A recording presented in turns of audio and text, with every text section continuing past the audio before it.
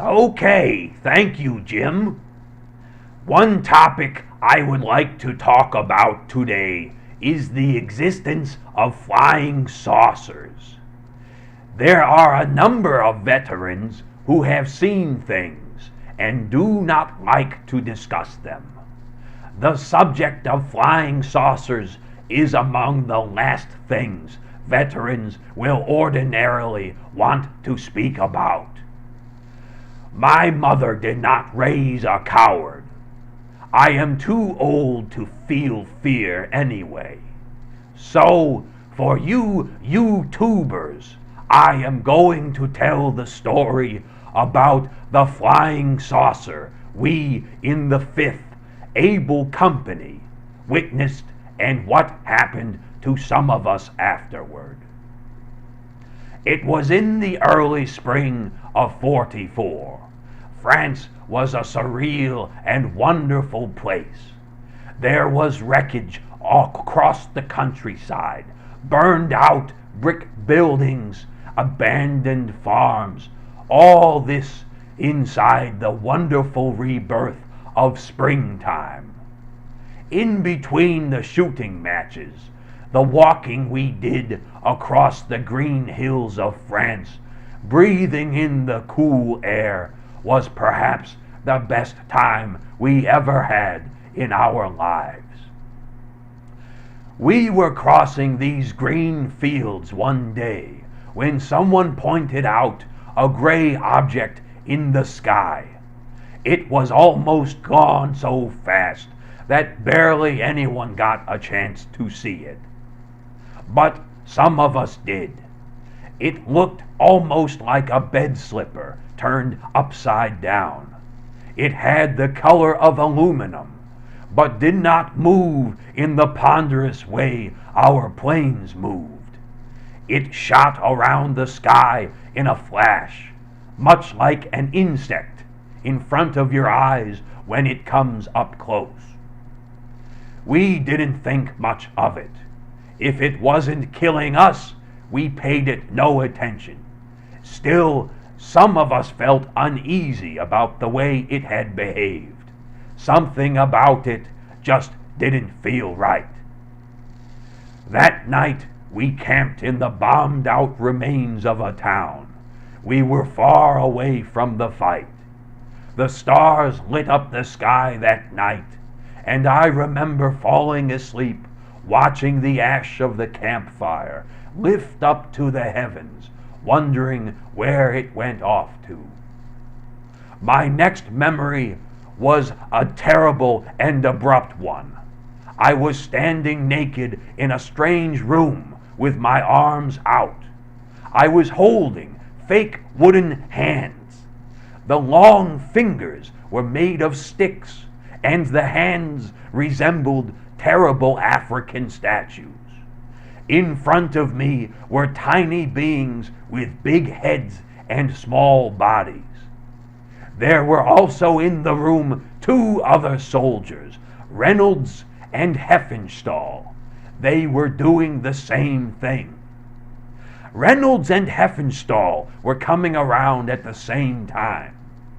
These tiny beings with grayish skin and slanty eyes were doing something to Reynolds.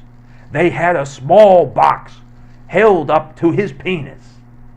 Suddenly, Reynolds screamed. A long spray of seminal fluid streaked out of his penis. Only he didn't have an erection. I looked at Heffenstahl and could tell he was enraged just as I was. I dropped the long wooden hands and went for one of the beings. Heffenstahl did the same.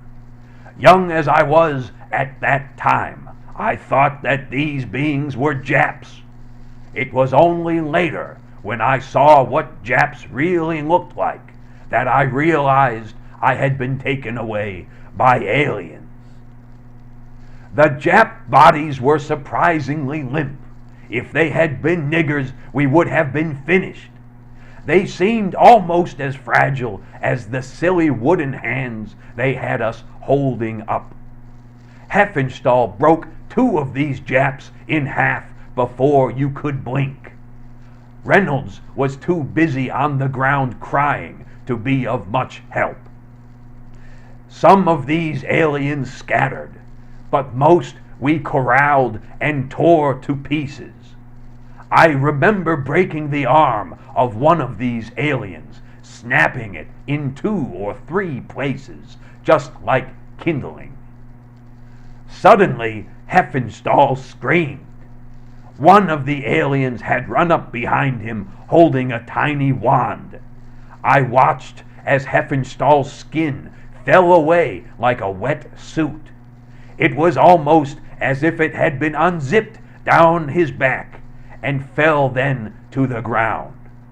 I wasted no time and ran off in the opposite direction.